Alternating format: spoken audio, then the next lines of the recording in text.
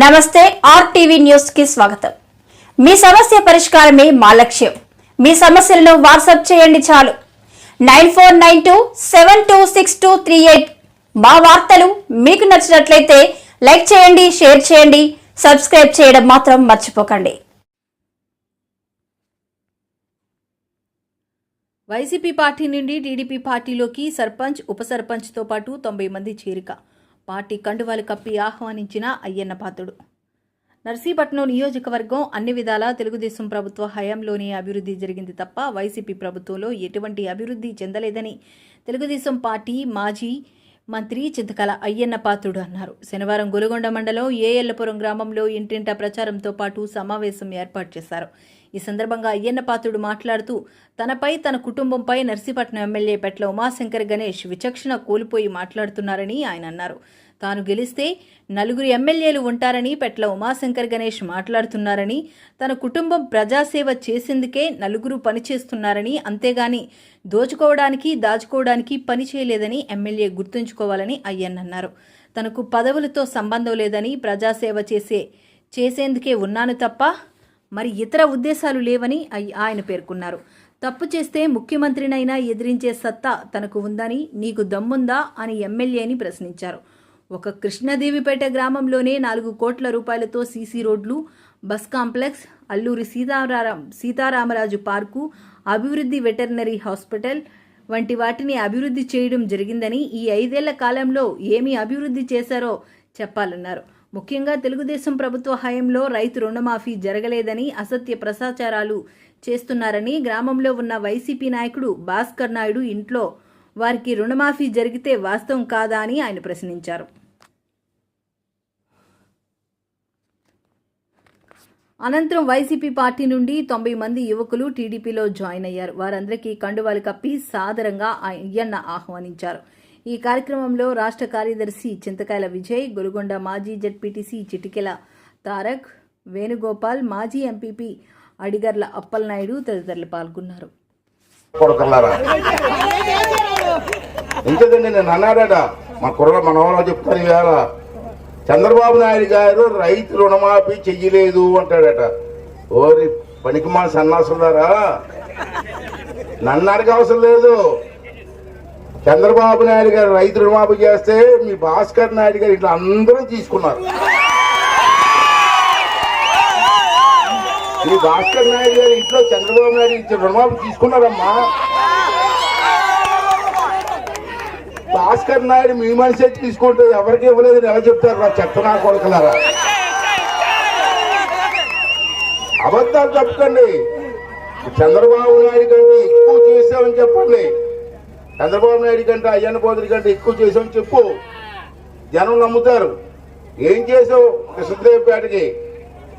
ఆ రోజు మీ main road ఉంది, ఈ మెయిన్ రోడ్డు బురదలో ఉంటే ఎన్ని కోట్లు ఇచ్చామండి ఆ రోజుని?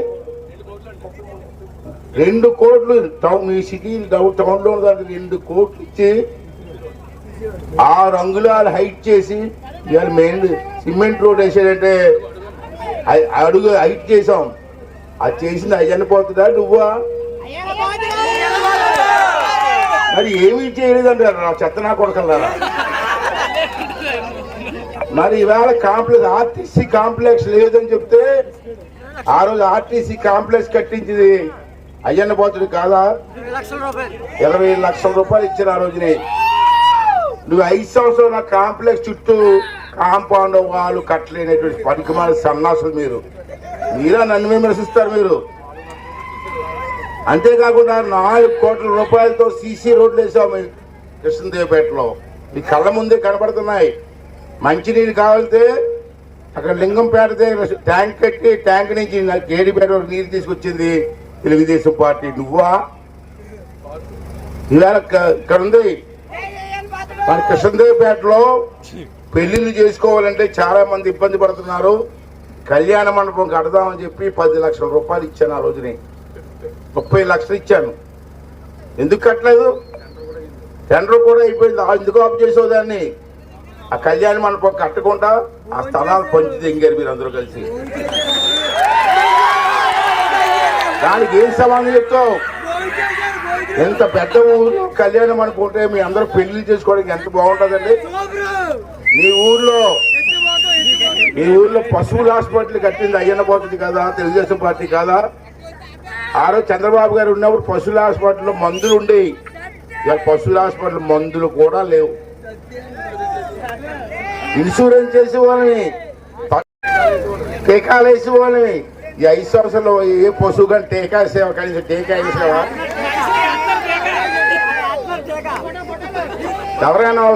ఎవరైనా రైతులు వస్తే ప్రైవేట్ హాస్పిటల్కి వెళ్ళమంటున్నారు, మందులు కొనుక్కోమంటున్నారు. ఆ రోజు మీకు అందరు గుర్తుందో లేదో, ఈ కృష్ణదేవపేటలో జూనియర్ కాలేజీ పెట్టింది ఎవరండి? చంద్రబాబు నాయుడు గారు కాదా? నువ్వా నీ బాబా? జూనియర్ కాలేజీ పెట్టింది ఎవరు? ఏంటంటే మాట్లాడతారు ఇవాళ. ఇప్పుడు నేను కారులో వస్తూ ఉంటే పోలీస్ స్టేషన్ దగ్గర కారు ఆఫ్ చేసి కారు చెక్ చేస్తున్నారు పోలీసులు. ఎట్లా చెక్ చేస్తామంటే మన డ్యూటీ అన్నారు. రోజు గంజాయి దెంగేతో మాట్లాడుతారు పోలీసులు.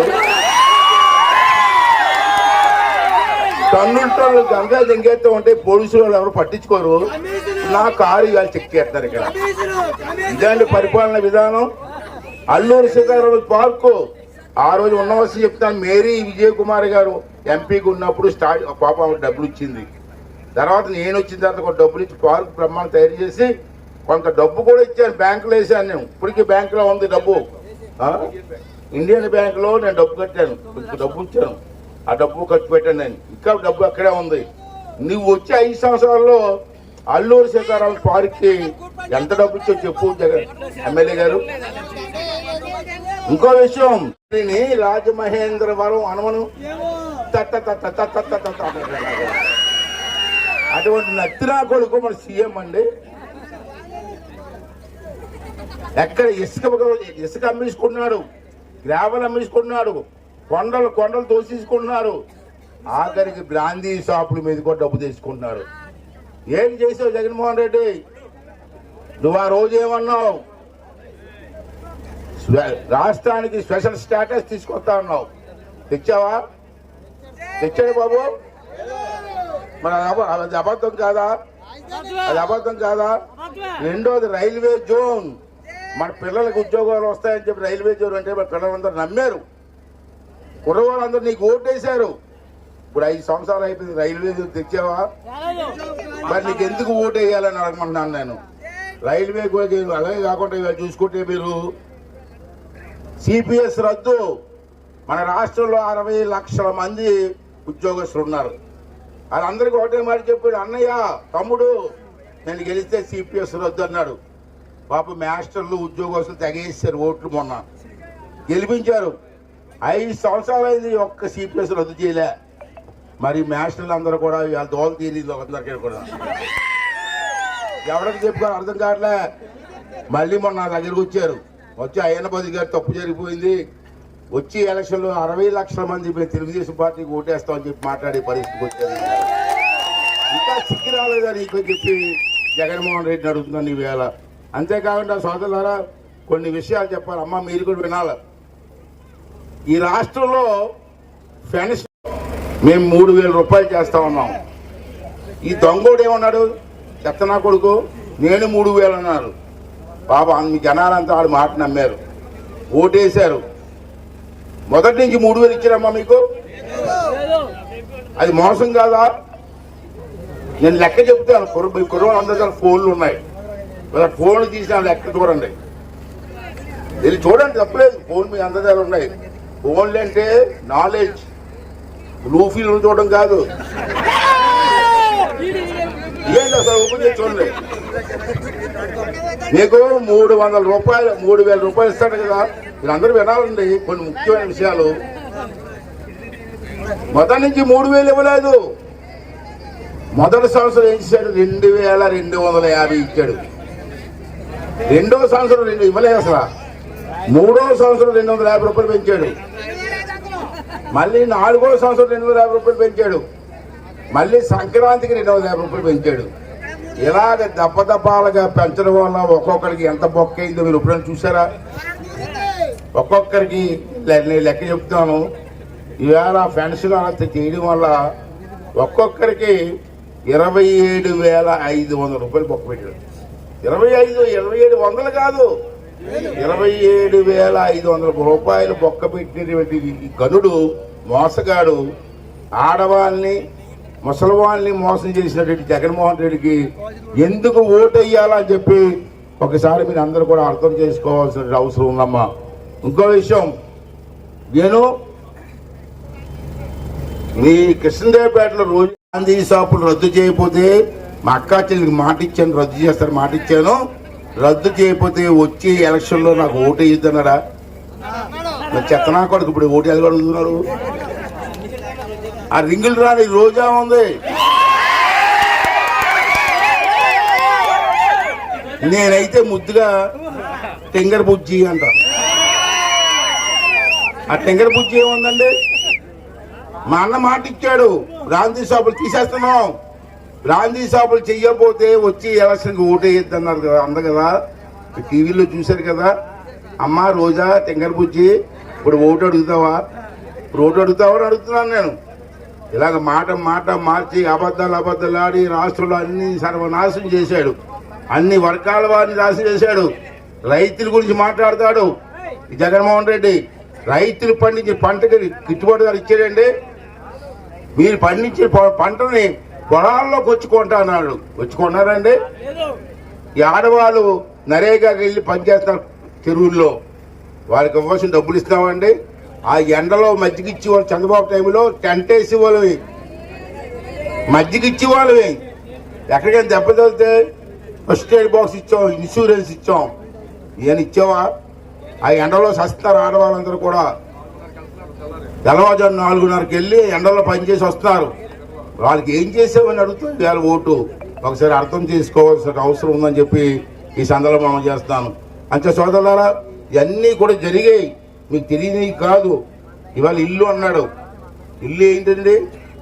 మొన్న జగన్మోహన్ రెడ్డి అంటాడు ఆడు అమ్ముతున్నది 240, అంటే ఒక్కొక్క సీసా మీద 220 రూపాయలు దోపిడీ చేస్తున్నారు. ఒక్క సీసా మీద. నేను చిన్న లెక్క చెప్తాను, 50 మంది రోజుకి మీ ఊళ్ళో తాగితే ఒక బాటిల్ 240 రూపాయలు. నెలకి ఒక్కొక్కరికి 240 ఏంటి 30 రోజులు, నెల రోజుల్లో ఒక్కొక్క మనిషికి 7,200 రూపాయలు అవుతుంది. ఒక్కొక్క మనిషికి 7,200 రూపాయలు ఖర్చు అవుతుంది. అదేంటి? నెల రోజులకి. అదే మీ గ్రామంలో 50 మంది నెల రోజులు తాగితే 7,200 ఇంటూ 50 మంది అయితే 3,60,000 అవుతుంది ఒక్క కృష్ణదేవిపేట నుంచి. అదే సంవత్సరం తాగితే, సంవత్సరం తాగారు కదా మరి, సంవత్సరం తాగితే 43,20,000 రూపాయలు అవుతుందమ్మా. 43,20,000 అంటే ఒక్క కృష్ణదేవిపేట నుంచి. మరి 5 సంవత్సరాలు తాగేసాం కదా మనం. 5 సంవత్సరాలు అయిపోయింది కదా. 5 సంవత్సరాలకి మీ కృష్ణదేవిపేట నుంచి 50 మంది తాగితే ఎంత అవుతుంది సార్? 2,16,00,000. ఒక్క మీ ఊరి నుంచి 2,16,00,000 50 మంది లెక్క చెప్పాను. అదే 100 మంది అయితే, అదే 200 మంది అయితే ఎంత డబ్బు దోస్తాడమ్మా. కృష్ణదేవిపేట నుంచి ఇంత డబ్బు దోస్తే రాష్ట్రం మొత్తం మీద ఎంత డబ్బు దోస్తాడో ఒకసారి ఆలోచించి ఏమని చెప్పి అడుగుతున్నాను.